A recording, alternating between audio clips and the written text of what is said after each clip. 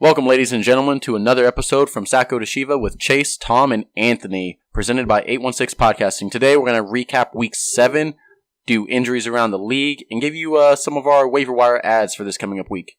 Well, Tom, let's start off with your recap. What do you got for your first game? Sure, I'll go with the game that was played in London, Arizona versus the Rams. So in this game, Arizona did not score. The Rams shut them out. Rams scored 33 points.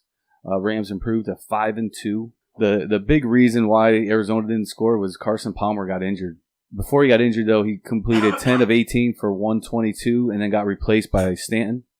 And Stanton looked rough in this game. Completed 5 of 14 for 62 yards and 1 interception. Because they struggled, Adrian Peterson didn't have a good game. 11 carries, 21. Caught 1 of his 4 targets for 12. Larry Fitzgerald struggled because Palmer wasn't there. 3 targets, caught all 3 for 29. J.J. Nelson flashed a little bit, had 5 targets, caught 2 for 35. And then on to the Rams side of the ball where everything went well for them. They did everything that they wanted to do against Arizona. Arizona never even threatened in this game. Goff completed 22 of 37 for 235, 1 touchdown, 1 interception. Rushed the ball twice for 13 yards and a touchdown. Gurley had another beastly day. 22 carries, 106, 1 touchdown, 8 targets, caught 4 for 48. I mean, he's been a fantastic player for them all year long, and I'm glad to see that offense is featuring him more than Fisher did in previous years. Robert Woods, 7 targets, 5 for 59. Cooper Kupp, 10 targets, caught 4 for 51 and a touchdown. And Sammy Watkins had 5 targets, caught 3 for 42. That's all I got on this game. I actually have a lot to add in on this game. Anthony, you got something to say? I was just going to say everyone was bashing Carson Palmer for, regressing and stuff, and then he goes down, and suddenly everyone's talking about how good Palmer is and how much of a downfall it is from Stanton. Well, there's that, but what I'm going to start with on this side of this game is actually the Rams side of the ball. They are the number 1 scoring team in NFL right now. In first on that, which is great. Sean McVay is an offensive genius, man. He is just a coaching genius at that. But with that being said, are they playoff contenders, Super Bowl contenders, or Mirage? I definitely think they win their division. I called this earlier in the year. They're definitely playoff contenders. Yeah. I don't know about Super Bowl. I don't know if they win the division. I think Seattle still wins the division, but I think the Rams lock a wild card up for sure. But I don't think they make the Super Bowl. But I will guarantee they're a playoff contender. Yeah, I agree with that. But I think they win the division. So definitely they're in playoffs, and then secondarily, depending how the ball falls for them against Seattle, they could win the division. All right, now let's move to the other side of the ball. I wanted to sell high on Adrian Peterson after that game because there's no way he was going to get 25-plus carries a game because it was just the game script that I thought on Week 6 that dictated him getting that many carries and being up 31-0, in the third quarter against Tampa Bay. Now, with that being said, I think everybody missed their chance to sell high on AP because that's the highest his stock was ever going to be. But the rest of the team, what do you do with that team now going forward? I don't even think David Johnson comes back now.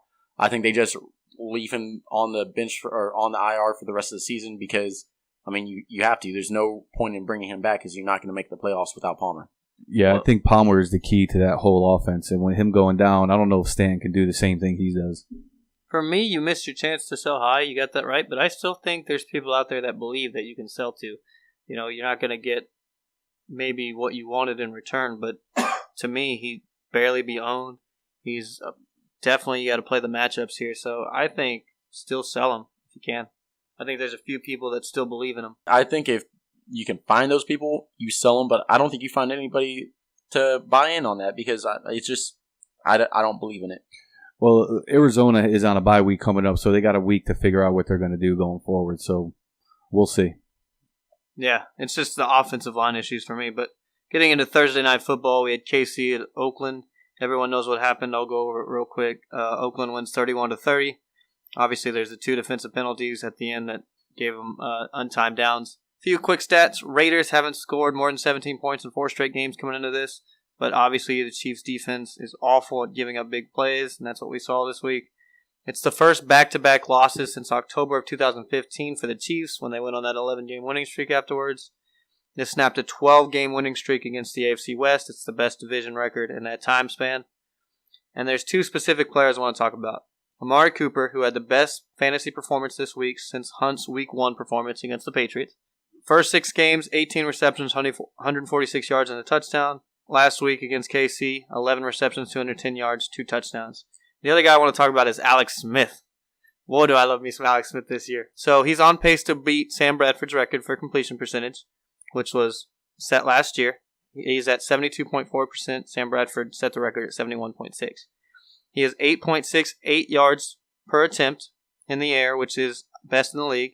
His QBR is 120.5, best in the league. He has 15 touchdowns, the exact amount he had last year. Still 9 games to go. And he has 1,979 yards, on pace for over 4,000. And 0 interceptions. He's been playing phenomenal. Yeah. So getting into the stats of the game real quick. Alex Smith, 25 for 36, 342, 3 touchdowns. Kareem Hunt, 18 rushes, 87 yards. 4 catches on 4 targets for 30 yards. So, again, stayed over 100 yards of scrimmage. Tyreek Hill had 2 rushes for 7 yards. In the air, 8 targets, 6 receptions, 125 yards, and a touchdown. C.J. Spiller saw his first work, did absolutely nothing. The big story here is Demarcus Robinson. 8 targets, 5 receptions, 69 yards, filling in that big wide receiver role of Chris Conley. Looked really good. Albert Wilson had that crazy catch for a touchdown. Still not fantasy relevant. Travis Kelce, 5 targets, 4 receptions, 33 yards, and a touchdown.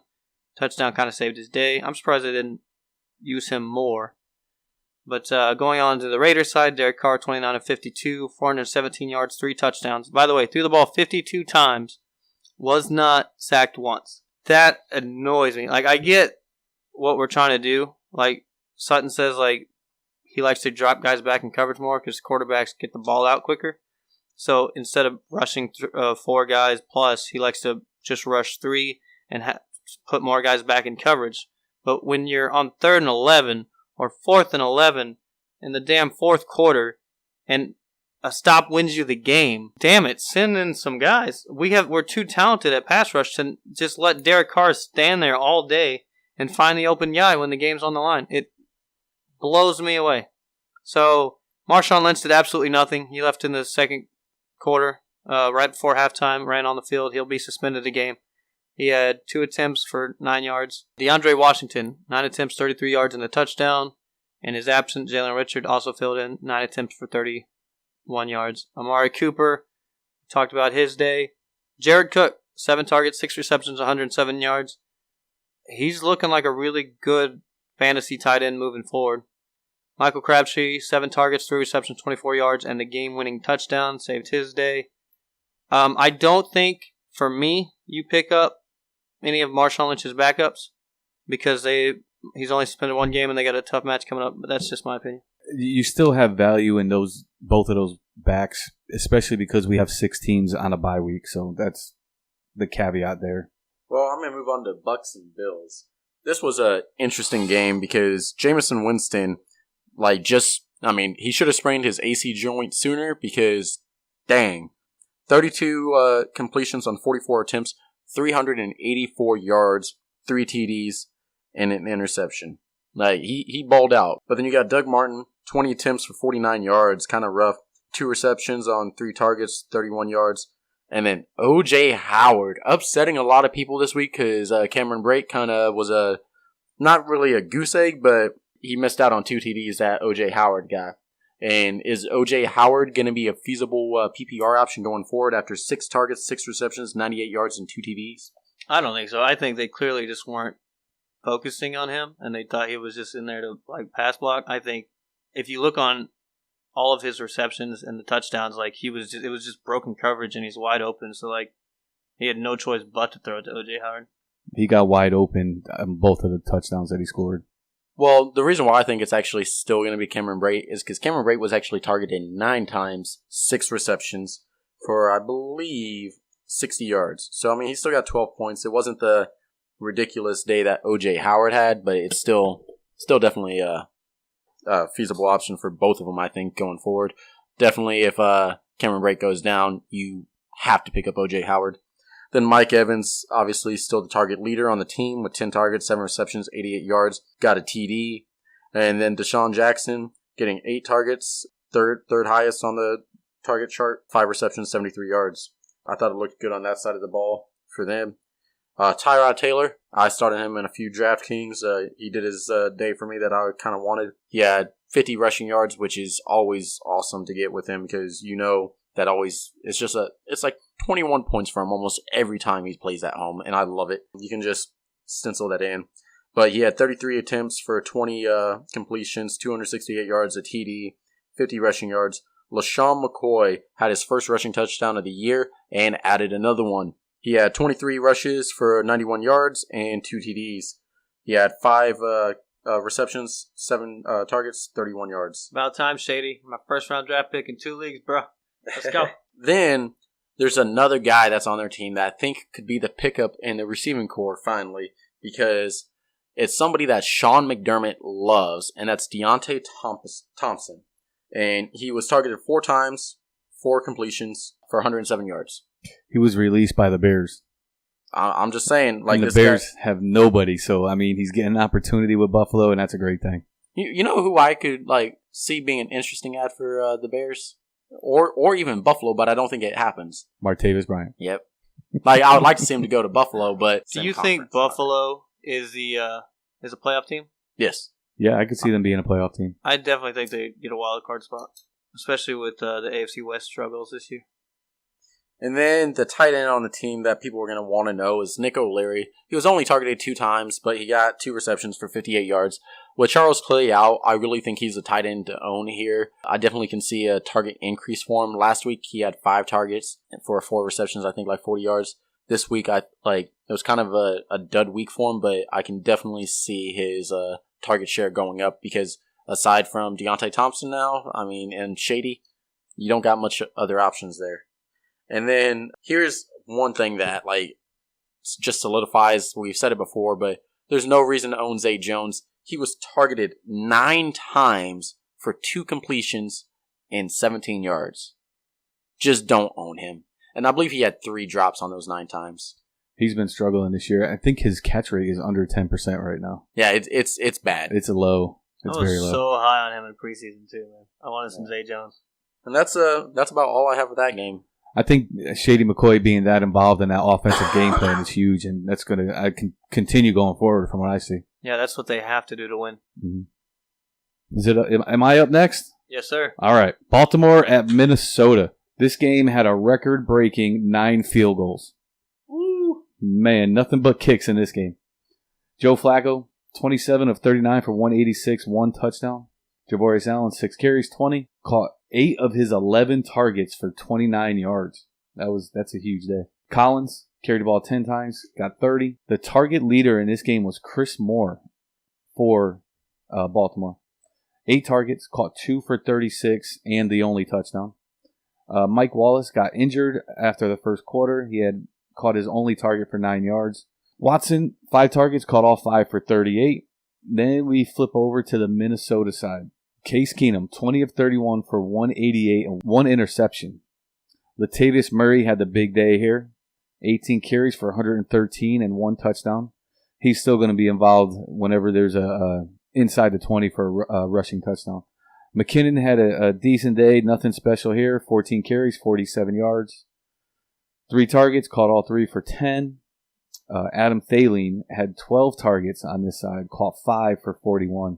Keenum was a little bit off throwing to Thielen today. A name that I just want people to know is Treadwell. He had 4 targets, caught 3 for 28. He's been getting more and more involved in this offense. That one-handed catch was beautiful, too. Yeah. Rudolph, 7 targets, caught 5 for 43.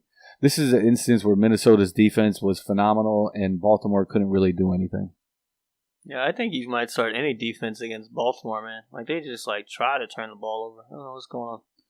It's Flacco, and when he struggles, the whole team just kind of doesn't show up. Yeah. Well, they've been struggling all year, but he's always been a better quarterback in the cold as the year goes on, so we'll see if that changes at all. But somehow Baltimore has figured a way out to get 3 wins. Yeah. They're 3-4 right now. That's crazy. That's all I got for that one. What's crazy is they're 3-4, but San Francisco, who has been in like in competition of every game. Like they've kept it close. They've gone to overtime, 2 or 3 times now? I think 2, yeah. And somehow San Francisco can't get a win. And you got Baltimore, who's probably arguably the worst team in the league. San Francisco's lost 4 or 5 games now by 3 points or fewer. Yeah. They're about to set a record for that, by the way. San Francisco's been in every single game they played, except for their first game they got squashed, and then this week they got squashed. Yeah. But they've been in 5 weeks. They were really, really close. Yeah, and like a few of them they should have won, but they just couldn't get it together in overtime. Yep. All right, so my next game is Tennessee Titans at the Cleveland Browns. What a stinker this was. I'll go over it real quick. Titans win with a Ryan Suckup field goal with 1 minute and 55 seconds left in overtime. Quick shout out to Joe Thomas of the Cleveland Browns. 10,363 consecutive snaps in 11 seasons before going out with a tearing his triceps. 10 years, 6 games. That's also a 10-time Pro Bowler out of 11 years in the career. All right, so let's talk stats. Marcus Mariota, 21 of 34, 203 yards. Only put up 8 fantasy points against a weak Cleveland secondary who's actually injured, too. They have a really good rushing defense in Cleveland, nothing against the pass, and Mariota put up 8 fantasy points. He still, to me, seems hurt. He only had 1 rush, but luckily they have a bye to try and figure things out. DeMarco Murray, 18 attempts, 59 yards. Derrick Henry, 13 attempts, 13 yards. They had a rough day. They both were going for it on 4th down at the goal line. They just kept running the ball and just couldn't get in. As far as catching goes, Mark Murray had 4 targets, 3 receptions, 17 yards. Henry had 3 targets, 2 receptions, 11 yards. Murray still seems hurt. He said, before the game, this isn't an injury that most people would play with. So that's a little concerning that he said that. But luckily they have a bye to try and get him better. He's still the guy moving forward. Henry's still just the handcuff. But Delaney Walker, big news here. He was carted off the field with a right ankle injury. Didn't look good. 10 targets, 7 receptions, 63 yards. Rashard Matthews, 6 targets, 3 receptions, 40 yards. Eric Decker, 2 targets, 0 receptions. Going on to the Browns side, Kaiser got benched again after 2 interceptions. And, I don't know how this makes his coach look, but he's just really indecisive. He says there's no excuse in the National Football League. You can't turn the ball over. It's a performance-based industry, but to me it makes him look so indecisive. You need to just pick a guy and stick with him. So Kaiser was 12 of 20, 114 yards, 2 interceptions. Kessler was 10 of 19, 121 yards and an interception.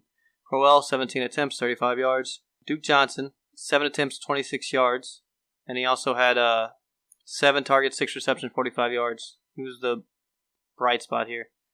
Njoku, 5 targets, 2 receptions, 58 yards. That's really all I have on this game. It wasn't a really good game to look for. Kenny Britt, we all know he got in trouble for missing curfew. He didn't do anything in this game. 5 targets, 2 receptions, 7 yards. Kaiser also was out late the night before this game, and the reports are coming out that he was out partying until 1 or 2 in the morning. Jesus, Cleveland, where quarterbacks go to die. Yeah. Johnny Manziel? Question mark? Wasn't that his problem? Going out and partying the night before? I mean, if I was a quarterback going to Cleveland, believe me, I would rather be drunk when I go to play that game the next day. But man, what's their coach name? Coach Hugh? Hugh Jackson. Jackson. So I think this is him filling the hot seat because now his job's up for question after that. I don't think it is because I think when the Cleveland Browns hired him, I think they knew they knew what they were getting him into, and they knew it was going to be a slow rebuild. They knew it wasn't going to be an overnight process or a 1 or 2 year process. I think he's there probably 3-4 years. Right, but he's not making the decisions that he used to as far as he goes for it on stuff that doesn't make sense. All these quarterback changes and not being confident with your guy. Who do you see him picking going forward? Hogan or Kessler? Or Kaiser or Kessler, I'm sorry. I want to see Kessler. If they're trying to win, it's going to be Kessler or Hogan. If they're going for next year or the year after that, it's Kaiser. And the thing with Hugh Jackson is he's handcuffed by the talent that he has on that team. He can only coach them up so much, and they have to go out there and make the plays, and they have to go out there and execute. Let's look at the few players on that team that are talented and would do great on any team. And then the rest of that roster is legitimately players that wouldn't even make other rosters. So Duke Johnson Jr.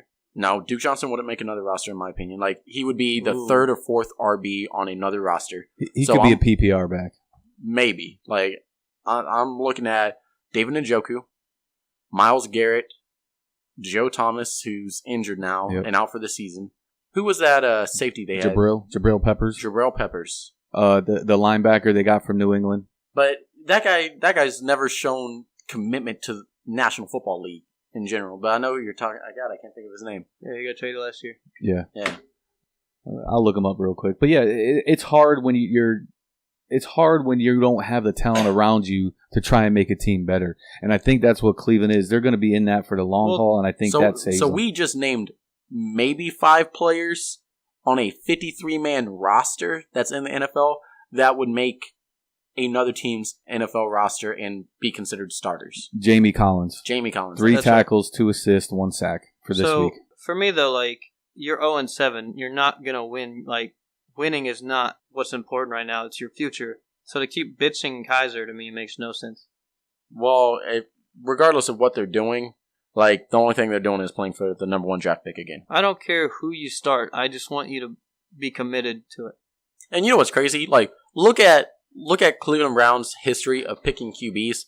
Why let the Eagles get Carson Wentz? Arguably the best QB in the past 3 years in drafting, and you're gonna pass on him? It's him or Dak, no question. Yeah, it's 1A. I mean, if you look at Jameis Winston, Marcus Mariota, Dak, and Wentz and Dak are 1A, 1B, and then it goes Winston, Mariota. But I don't even think it's a close argument anymore. On how close Winston is to being first, behind Wentz or Dak. I think it's a whole tier down. Well, in Cleveland's case, because we're still talking about them, even if they drafted a quarterback this year or last year, their team is not going to be in contention because of that one player. So I could see their argument of building and then getting the quarterback. You could have said the same thing about the Eagles 2 years ago because our team was garbage. Just so we're clear, I'm putting Mariota over Winston, but that's just my personal. No. Yeah. Winston's thrown for 4,000 yards for 3 years consecutively, and has increased each year. You want to bet who's going to make the playoffs first?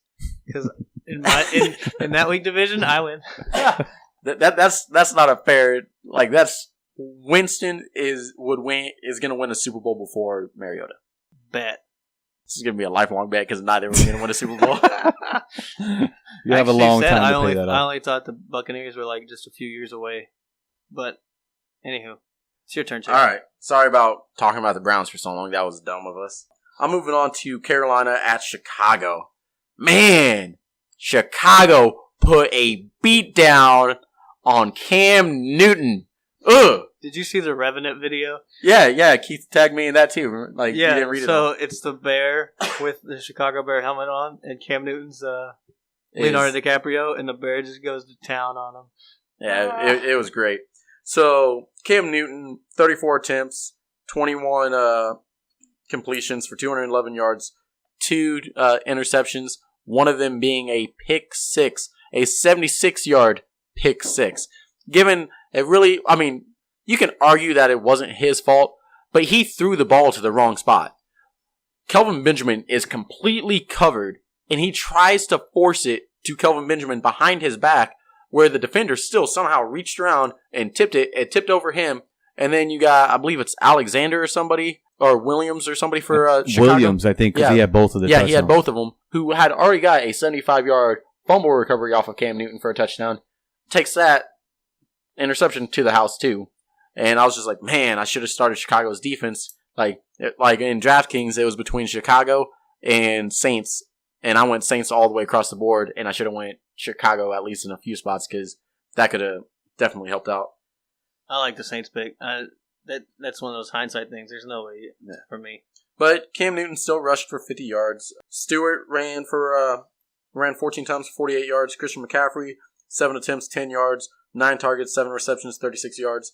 Kelvin Benjamin, 3 of 6, 65 yards. Devin Funchess, 4 of 8, 41 yards.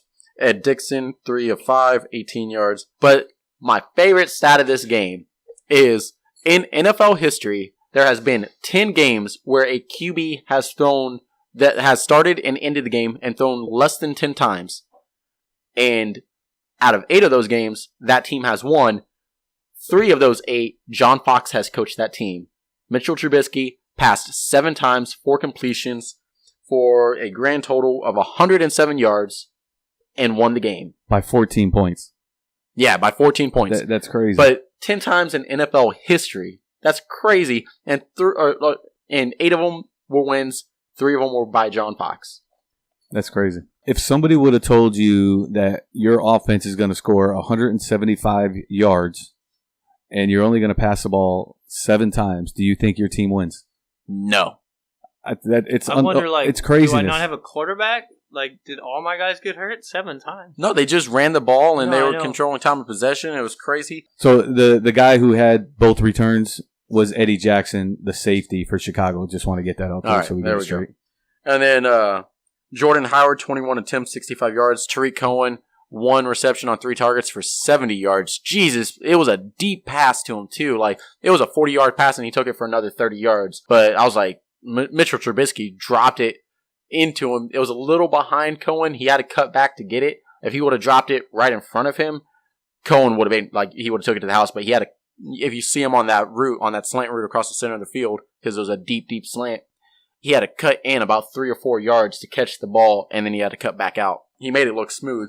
And then Zach Miller, 2 of 3 for 29 yards. That game was awful. It was terrible to watch. That's all I got. That was a crazy game, and the stats were just so weird in that game. It was crazy. And you cannot trust Cam Newton at all. I wasn't buying into him even when he had those big games against New England. But another thing is Chicago has a underrated defense at home. If you pay attention to them at home, they are not allowing anybody to pass on them this year. Yeah, they're coming together. They're gelling. Yeah, I recommended someone drop Cam Newton and pick up Carson Wentz back when he was struggling. And right when she did that, he had a big week. And I was like, don't worry about it. You've got a prettier girl now in Carson Wentz. Don't even worry about that pass.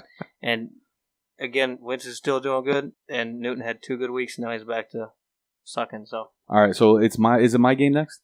Yeah. All right, before I get to it, we're going to do a question. And the question is, who was your first celebrity crush? You want me to go first? I'll tell you. Go ahead. So my first celebrity crush was Alyssa Milano. Ooh, Charmed. Who's the Boss was the one that I remember her on. Man, she was so hot and Charmed, though. I'm just putting it out there. That's a good one. I like that. Mine would probably be a WWE girl because I grew up watching wrestling. So I would probably say Trish Stratus or Lita. Mm-hmm. All right, I just got a fantasy question text to me. All right, who do I start? Cousins or Wentz? Tonight? I want Tonight. Cousins. It's not like the Washington has a really good pass defense either. Ooh. Philly has a better pass rush and a better O-line. They actually have the number 1 rated O-line in the NFL right now. I don't think you can go wrong either way. Safe. If you're going safe, you go Wentz. If you want to gamble a little bit, you go Cousins. I would go Cousins. I feel like they're going to be down more. Also, it is in Philly. Yeah, I would go Cousins. But that's I just still me. like Cousins. But Wentz is the higher rated QB right now, but we know what Cousins does in the second half of seasons or just, after the first couple of weeks. For me, it's a push. But it's a close call. Maybe go Cousins just because I think Philly wins, so they're going to have to shoot their way back in. Yeah. So Chase, right. Celebrity crush. What was yours? Mine was Trish Stratus or Lita. Man, my first celebrity crush. That's a really tough one, man. That's I'm trying to think to way back in the day, but I'm probably gonna have to go Kimberly from the Power Rangers. What?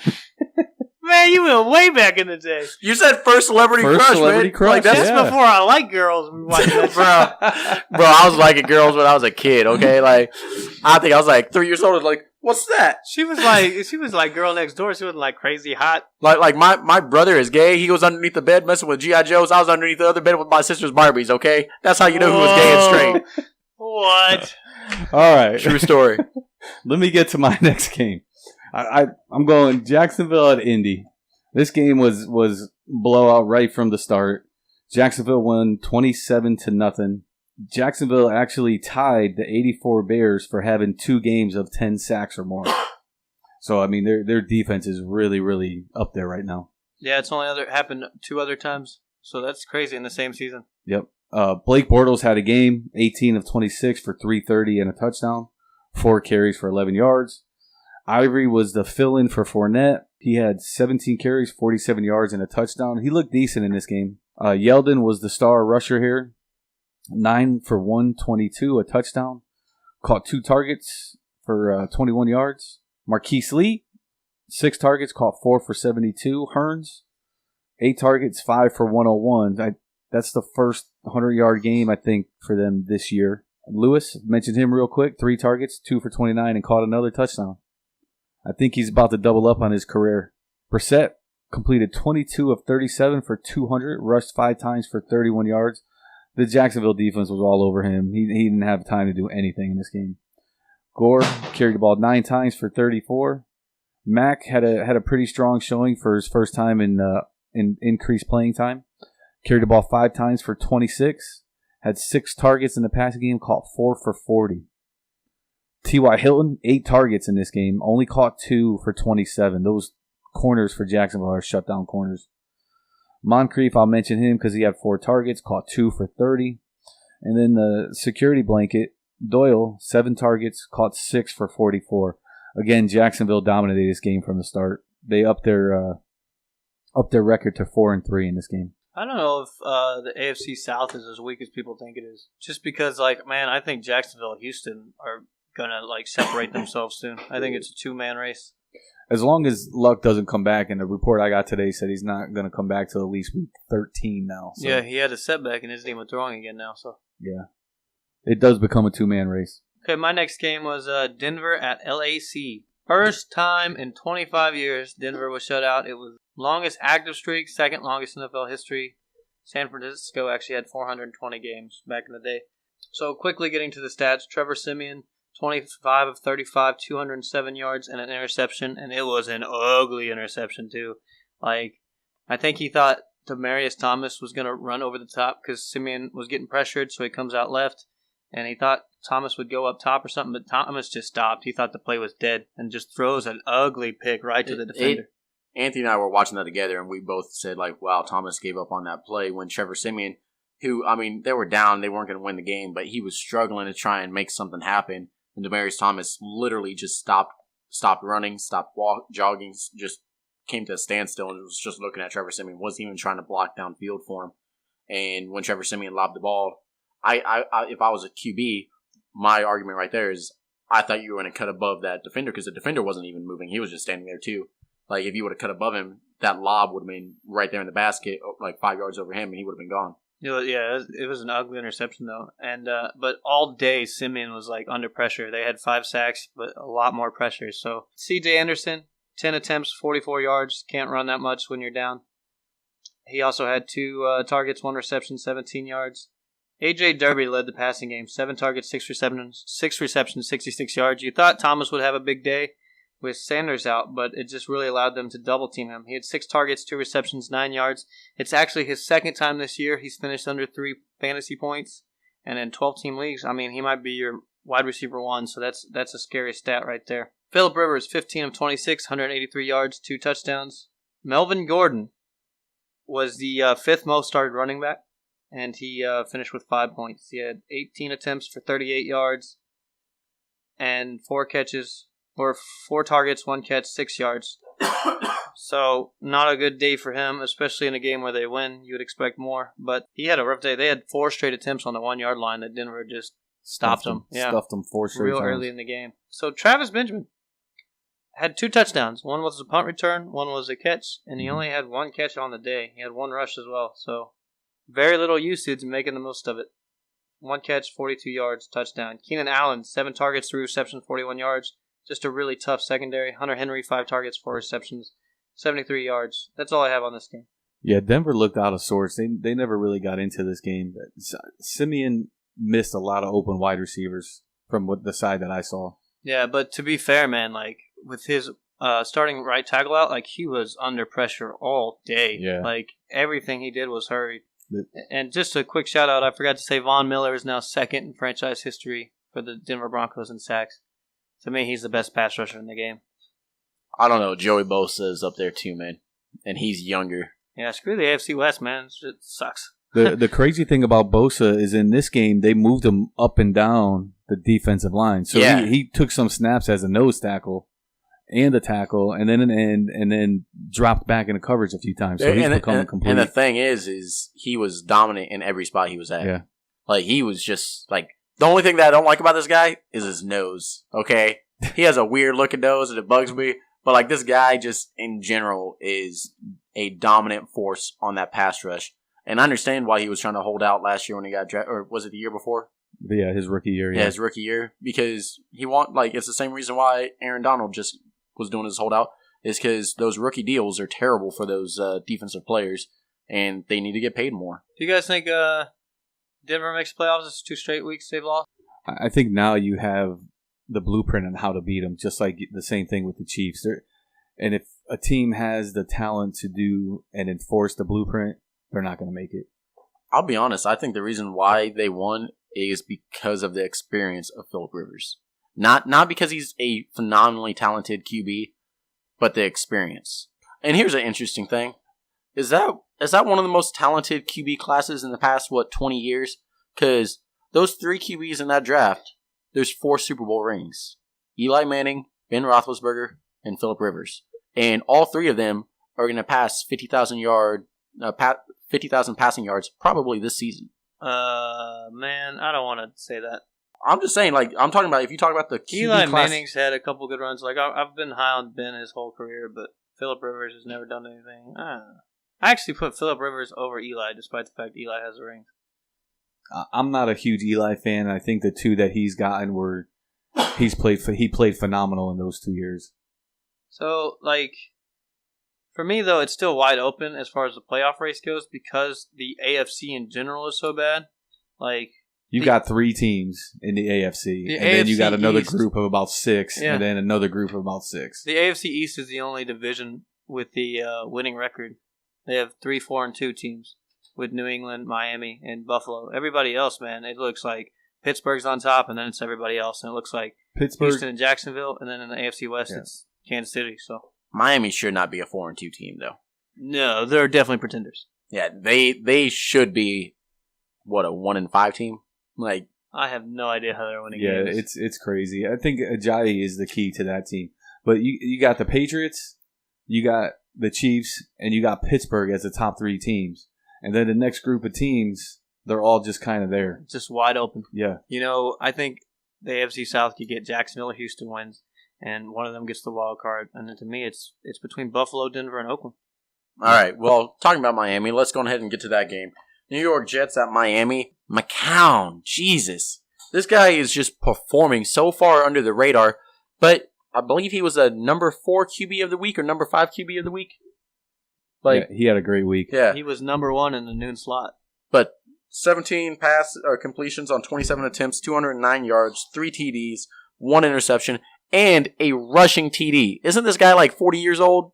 Or 39 with a 40-year-old arm? He's been around the league, too. He's played in a lot of different teams. He's actually my top waiver wire ad this week.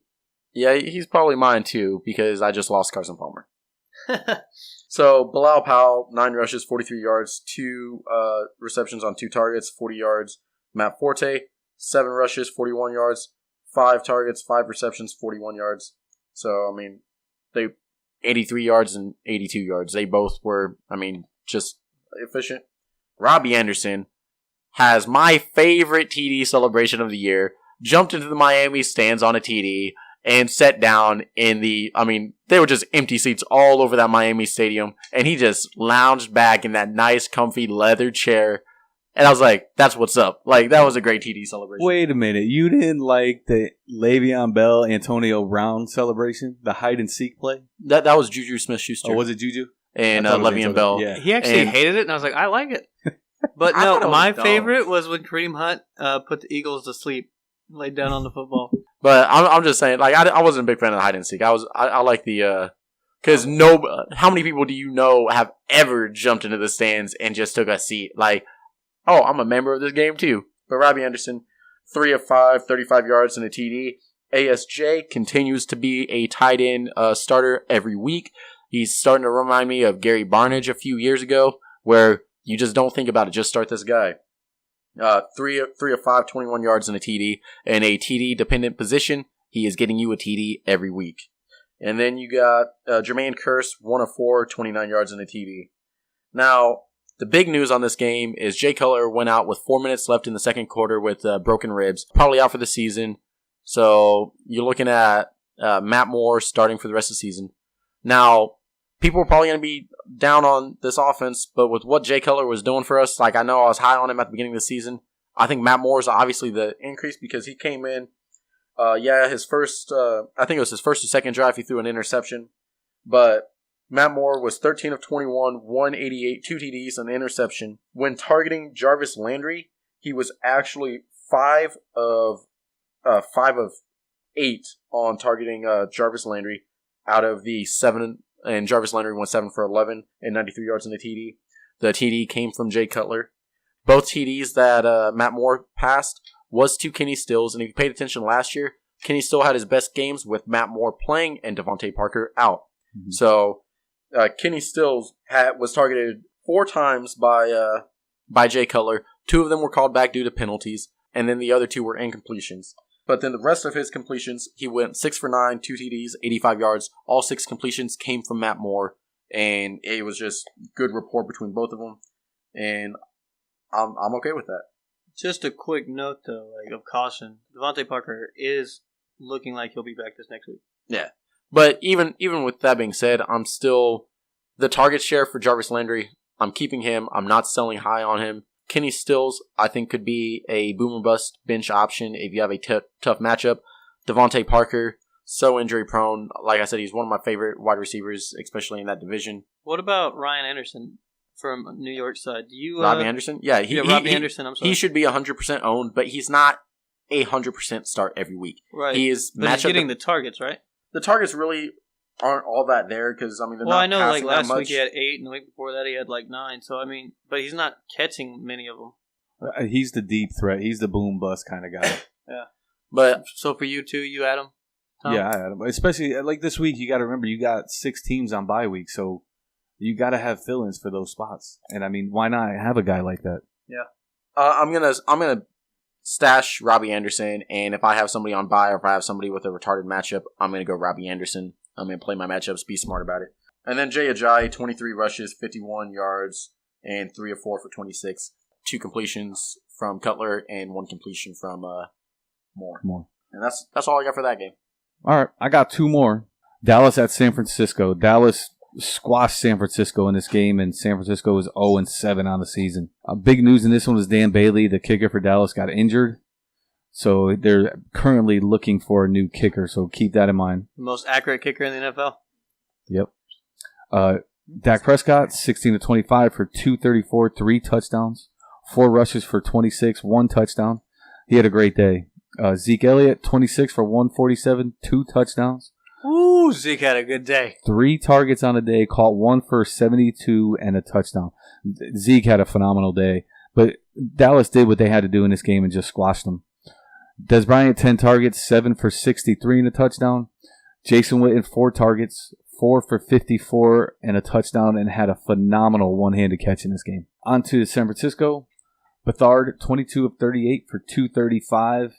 He was under siege all day. They couldn't really do anything in this game. Carlos Hyde, 14 carries, 68 yards, 8 targets, caught 4 for 20. Breida didn't really do much. He's clearly the backup. Garcon, 7 targets, caught 5 for 49. Goodwin, 8 targets, caught 4 for 80. And then George Kittle, I would have thought that he was going to have more than this. He had 2 targets, caught 1 of 6. But Dallas dominated this game from the opening whistle. Yeah, they did. They had everything covered, and San Francisco didn't have an answer for them. That's all I really have going in this game, unless you guys want to add something. No, that was just the one-sided beatdown. Dallas needed it to get back on track. Yeah, Dallas got their record up to 3-3. All right. If you could be on the cover of a magazine, which magazine would it be? Ooh, man. Probably some kind of fitness magazine looking all good with my abs and shit. So, muscle and fitness for you. There we go. Doesn't WWE have their own? No. I don't think so. Well, they have their own magazine, but they don't have a muscle and fitness magazine cover. Yeah, but what am I, a WWE superstar? Why not? Well, if you're going to dream about abs and stuff, you might as well dream calm about down, bro. The abs are way more realistic. Chase would say Victoria's Secret. He's so pretty. He just wants to put on that lingerie. Yeah, I'll take that. All you know right. what? Give all those girls something to look at. I'll take ESPN the magazine. There you go. That sounds like That's good a one really for me. good answer. Yeah. We really failed besides with the Victoria's Secret. That's totally on point. All right, so Seattle at New York against the Giants. Russell Wilson just balled out. 27 completions on 39 attempts, 334 yards, 3 TDs, I apologize, and 10 rushing yards. Then Thomas Rawls, 11 for 36, 1 of 2 on receptions, 16 yards. Lacey, 11 for 34, 1 of 1 for 9 yards. Doug Baldwin finally had a day, bounced back, 9 receptions on 12 targets, TD for 92 yards. And then Paul Richardson, 2 of 2, 61 yards, TD. Jimmy Graham, 3 of 6, 51 yards, TD. Tyler Lockett, still getting a good portion of this target share. 7 targets, 4 receptions, 29 yards. Kind of struggled on getting any of the deeper passes there. And then on the other side of the ball, Eli Manning. God, heebie-jeebies. So that says it all, by the way. Yeah. That little reaction. 19 of 39, 134 TD. Then he rushed 9 times for 35 yards and lost a fumble. He's a quarterback that I will avoid in anything that I have. If DFS, I don't want him on anything. I apologize. He did not rush for 9 yards. He did lose a fumble. Darkwall rushed for 9 times for 35 yards. I don't own any of these running backs. The only person I want to own on this team is Evan Ingram, who had 12 targets, 6 receptions, 60 yards, and a TD. And Sterling Shepard should be back soon. That's the last person I would own on this team. Yeah, Evan Ingram's been awesome, but I don't even start Eli against good matchups. You never know what's going to happen. I don't want anything to do with Eli. If I had him, I would cut him and pick up an extra kicker if I had to. I actually lost in Survival League last year because of Eli Manning starting him against the Saints. Anybody could score on the Saints last year. The college teams could have scored on the Saints last year. Did he throw like 4 interceptions and 0 TDs? Yeah, it was a terrible game.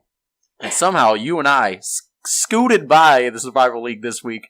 We were both up for elimination, yeah. And I don't want to talk about it. Were you eliminated? Yeah, because he forgot to submit his lineup. I tried texting you and all that. I tried messaging you. You were on a game. I was like, my phone, my watch didn't sync to my phone right when I left out, and I couldn't get into my pocket. Like I was thinking about. I was like, maybe I should just submit a lineup form. Like, hey, Tom told me to send you this lineup. You should have. But I won't lie. Like I would feel so like shady about that. I'm not that type of person. Like I got upset about collusion in one league one year that you and I were both in, and we both called the person out on. Yeah, it's all right. It's all right. So my last game, Sunday Night Football, Atlanta against New England in Foxborough. It was a team on the fall against a team on the rise. And Atlanta started 3-0. They're now 3-3. New England, man, that defense looked awful in the first 6 weeks of the season, right? Yeah. Now it looks like they're maybe putting it together, or maybe Atlanta's doing bad. But I think it's Atlanta just being bad. And by the way, thank you, Matt Ryan, for making sure I won by having such a bad game. Right? And you thought there's no way against that. So coming into the game, it's the number 1 ranked defense against the number 5 offense. Matt Ryan, 23 of 33 for 233 yards and a touchdown. Didn't get the touchdown until late in the fourth quarter. Garbage time for sure. Devontae Freeman, 12 rushes, 72 yards.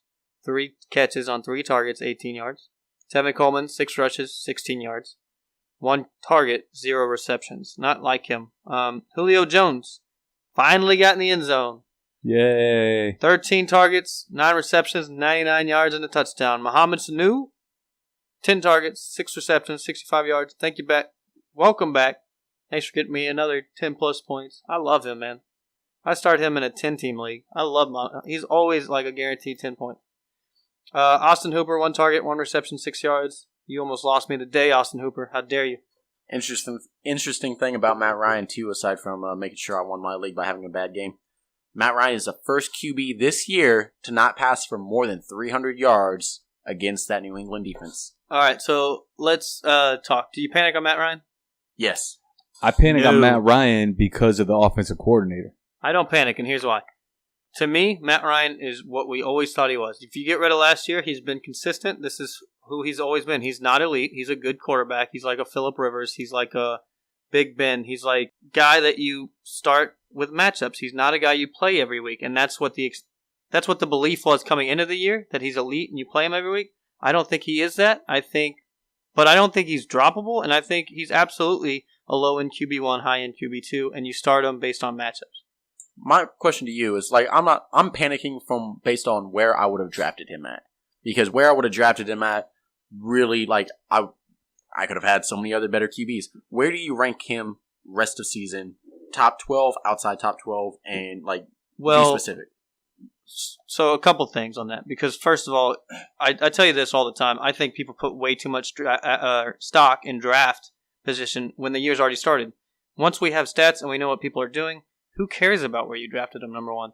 Number two, he has not finished he's finished inside the top 13 once this year. So obviously for me, he's going to be in the 15 range. But it's been a bad year for quarterbacks all around. To me, he's a high QB2, and he's playing with matchups. But he's the Matt Ryan we've always known. I think just that get rid of last year. Last year, top 12. Yeah, he's Absolutely. He's outside of the top 12. But last year we saw his absolute ceiling, his best of his best. Absolutely. And that was helped by the offensive coordinator that's now in San Francisco. So now you have the new guy, Sarkisian, that doesn't know the players, doesn't know their strengths, and he's trying to learn on the fly. All right, let me ask you this. Matt Ryan or Mariota rest of the season? Marcus Mariota. He's got a bye week to get healthy. Once that hamstring's healthy, I think Mariota. Tom? I would probably have Mariota. Mariota probably at 8, I would say. All right. I think Marcus Mariota does finish in the top 12. Matt Ryan or Big Ben rest of the season? I'll take Ryan. Based on matchups, I think it's 50-50. It's a push for me. Okay. I was just curious. I kind of want to see where y'all... I'm not a fan of Big Ben anymore. I've seen too much of his ups and downs now. So, on the New England side of the ball, Tom Brady, brilliant as always, 21 of 29, 249 yards and 2 touchdowns. Didn't have to pass too much. They had over 100 yards on the ground. The big news was Deion Lewis started this game, not Mike Gillislee. Deion Lewis, 13 attempts, 76 yards. 1 target, 1 reception, 6 yards. Mike Gillislee, 8 attempts, 31 yards. Hasn't gotten in the end zone in 4 straight games. He's very touchdown dependent. His ownership continues to fall. He's at 85% now. Man, do you guys own Gillislee? No. No, but can you drop him is a question. No, I don't think so either. Now, here's an interesting person that I'm happy he's finally back. It was his first game back, and they kept him on a snap count. Rex Burkhead. He's an interesting name because he's that guy that does everything well, and that fits in perfectly to what New England wants. I started him in a DraftKings hoping maybe he was going to break it out for one play or something. But I think if I was going to drop Gillislee, I'm trying to get Burkhead somewhere. So Burkhead had 6 attempts for 31 yards, 1 catch for 11. Chris Hogan, 6 targets, 4 receptions, 71 yards. Brandon Cooks, 5 targets, 4 receptions, 65 yards, and a touchdown. Gronkowski, 7 targets, 3 receptions, 51 yards. Danny Amendola, 4 targets, 3 receptions, 17 yards. All I have on this game, it was a complete mismatch. And like I said, one team's on the rise, one team's fallen really quickly, and not even in first place in the division now. New Orleans is. Yeah. And so they're tied with Carolina. So that's all I have for that game. All right. Last up from me. Cincinnati at Pittsburgh. Andy Dalton, 17 of 30, 142 TDs, 2 interceptions. So, it's okay day. Mixon, 7 rushes, 48 yards, 3 of 3 on targets for 20 yards. I like Mixon going forward. So, there's quite a few players I would actually take him over the rest of the season. We'll get into that later. AJ Green, 3 of 6, 41 yards. Should have a bigger target share, especially when you're down. I just didn't understand it. He's a guy that you can have double covered and you can still come down with the ball. I thought he was going to have 10 plus targets. He's a Julio Jones. You have to give him the targets. That's the only way you're going to win games. Brendan LaFell, 4 of 7, 28 yards in TD. I didn't understand how LaFell had more targets than him. And then Croft, I think he should be owned in all leagues now. 4 of 4, 23 yards in the TD. And then Big Ben, 14 of 24, 224 passing yards, 2 TDs. Bell, 35, has that volume there. 134, 3 of 3 for 58. Antonio Brown caught less than half of his targets, 4 of 10 for 65 in a TD. Juju Smith-Schuster starting to really shut out Martavis Bryant. Martavis Bryant got really salty after this game on some tweets, and there's some also other news on him. But Juju Smith-Schuster, 2 of 3, 39 yards, a TD. Martavis Bryant, 1 of 2 for 3 yards. Now, Martavis Bryant, before the game started, before it started, it was reported that he was going to have a larger role in the offense and not going to be held on a snap count or anything like that. going to be featured more and give him his chances. Obviously, that didn't happen, and people were saying that commentators were saying that Juju Smith-Schuster's just more talented. It really made Martavis Bryant mad. He went off on him. Then this morning, he called out sick of mandatory team meetings that were to discuss his role in the offense. And man, he just doesn't want to be there. I say you probably have to drop Martavis Bryant if he stays with Pittsburgh. Like, it's just not worth owning. I believe Juju had 12 routes run to Martavis Bryant's 2 routes run in that game. So, I mean, going forward, I think it's Juju's job. Yeah, I got rid of Martavis for Zach Ertz. I'm so happy. Trade. That's a good trade. Yeah. Well, I traded Kirk Cousins, too. The guy had Aaron Rodgers, so it's not like I completely trade raped him or anything, but yeah, I'm so glad I got rid of him. That's a good one. His other QB, though, that Anthony has is Deshaun Watson. So it was a good trade because he got Deshaun Watson just had his bye week. So now he doesn't have to worry about rostering a second QB because Deshaun Watson, number 1 QB in fantasy right now. So it was phenomenal. Yeah, so he's been phenomenal. All right, my last game, New Orleans at Green Bay. I say this one for last because I'm still depressed over Aaron Rodgers getting hurt. So New Orleans came out and they won this game 26-17, improved their record to 4-2. This is New Orleans' 4th straight win. They did it in an impressive fashion. Drew Brees went out, completed 27 of 38 for 331, 1 TD and 2 interceptions. New Orleans actually got behind in the first series. Green Bay scored on a long rush, and they were behind in this game. But that was it. After that, it was all New Orleans. Ingram, 22 for 105, 1 touchdown. Caught 4 or 5 of his targets for 5 yards. Kamara involved in every facet of this game. 9 carries for 57 yards. Caught 5 of his 7 targets for 50 yards. He's an explosive player, and they're trying to get to him the ball more. Mike Thomas, 11 targets, 7 for 82. Ginn Jr. caught all 7 of his targets for 141. He had a really, really good game in this one. Yeah, I almost started him in DFS. I was kicking myself for not. Opportunity. If the opportunity is there, go for it. Colby Fleener, 3 targets, caught 2 of 21. New Orleans played really well in this game, and it was kind of hard to watch, but I suffered through it. What did you think about that Mark Ingram touchdown celebration? Not as good as hide and seek. Yeah. I kind of liked it. I like that he did his own Lambeau leap. Like, he's a great player. Like, I'm not going to shame him on that. It's not bad. Hundley, on the other side, 12 of 25 for 87 yards and interception. He struggled throwing the ball, but New Orleans' defense has proven to be an up-and-coming defense. He carried the ball 3 for 44 and a touchdown. Aaron Jones was a star of the Green Bay side. 17 carries, 131, 5 targets, caught 3 for 7 yards. Ty Montgomery was there but didn't do too much. And then the pass catchers struggled in this game. Jordy Nelson and Devontae Adams had 9 targets combined, caught 3 of them for 25 yards. So between them, they had 25 yards, and that's just brutal. Martellus Bennett, 3 targets, caught 2 for 17. Like I said, New Orleans was all over this game. Are you panicking if you have Jordy Nelson or Devontae Adams? Yes. I mean, this has got to be a low point of the season, but I don't know how many more times we could struggle with 87 yards in a game. Yeah, I agree. Start to panic. Start maybe to sell. There's going to be people who buy it, just name value alone. Yep. Do you buy low? Like Dynasty, I would, but redraft, I don't think you can. I mean, who's going to... Not if you have championship aspirations, because that's too big of a risk in the playoffs. 1-game eliminations. Yeah. I'm hopeful that Hundley will get better and we'll see some improvement here, but I'm not hopeful. I mean, I can't.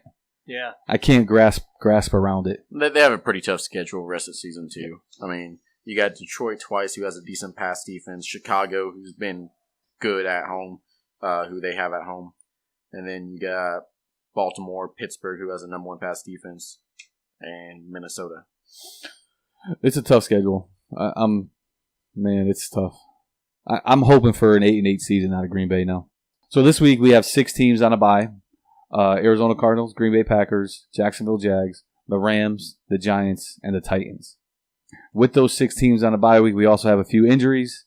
Dan Bailey, Jay Cutler, broken ribs. Joe Thomas, we mentioned him earlier. Carson Palmer broke his arm. Emmanuel Sanders is day-to-day, and Delaney Walker is day-to-day in a walking boot. If you guys have anything else, throw it in there. Oh, let's get to waiver wire. Let's get the waiver wire. Who's number 1? Let's say me. If you have Delaney Walker, pick up Jared Cook. He's only under 40% of leagues, and he's been doing really well. I really like Jared Cook moving forward. I'm actually going to be a little contrarian, and I already mentioned him. I'm going to go Rex Burkhead. Okay, I like Burkhead. As a deep, this is a deep option. I think his role gets increased because, they signed him before they signed Gillislee, and there was a reason why they paid him how much they did. Okay, my number one guy is actually Andy Dalton. He's playing against the Colts coming up, and there's 6 teams on a bye week plus a couple injuries out there. So, he's a good guy to go after. Sticking with QBs, Josh McCown, 11% ownage. Should be more with the QB troubles this year. I love Josh McCown moving forward. Interesting thing, Josh McCown has only had 2 games this season under 17 points. Actually, 17.9 points, and one was 14 something, and one was like 8.9. But then he's had 4 games that are above 19 points, 2 of which being 29 and 29. That's pretty solid. Chase? Well, that kind of threw you off. That was your guy. That was my next one. Aaron Jones is actually my next one because I don't think Ty Montgomery.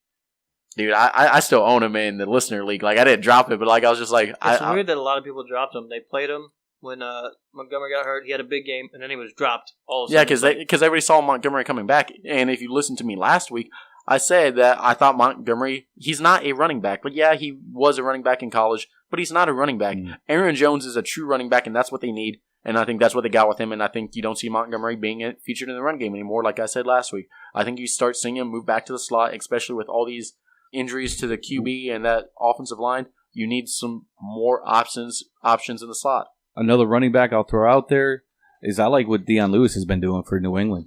He's still 80% available. He's 5.8 yards per carry, so he's doing work. And he seems to be getting more. Like after that Gillislee fumble, I think last week, and then starting this week, Lewis is definitely on the up for me. Mm-hmm. Juju Smith-Schuster for me. He's owned in 14% of leagues. I'm not. Actually, I am. Drop Martavis Bryant. I'll stand behind that. He's done absolutely nothing this year outside of 1 game. His future looks uncertain. Smith-Schuster is definitely just the better athlete. I agree with that. I agree with the announcers. Yeah, Juju Smith-Schuster. And it's funny because coming into the year, Martavis Bryant was talking crap on Marcus Wheaton when they drafted Smith-Schuster. Like, oh, he's not going to replace me. Yeah, he is. For me, another person I'd be looking at right now is actually going to be Cooper Kupp. He's still available in 60% of leagues. And if he can start hanging onto the ball more, he's getting the targets from Jared Goff. The guys lived together when he first went out there. Like, they were roommates. And I'm just saying, I trust him. He's on bye this week. But it's somebody that he's on your waivers. Maybe you stash him because after that, the Giants have been struggling on defense because they're on the field so much now because they have no offense. And he has 3 tough games, and then it actually gets a lot easier moving on towards the fantasy playoffs. And that's the number 1 scoring offense. Not number 1 in yards, but it's the number 1 scoring offense. So, yeah. A lot of room for touchdowns there. Yep. All right, my next one is Marlon Mack. We've talked about him before. Turbin got injured last week. I think he broke his arm. So that leaves an opening for the pass catching back in Indy, and that team's going to be behind. So I like Marlon Mack. He's still available in 74% of leagues. Then I have Tyler Kroft at the tight end position. He's just getting the touchdowns, guys.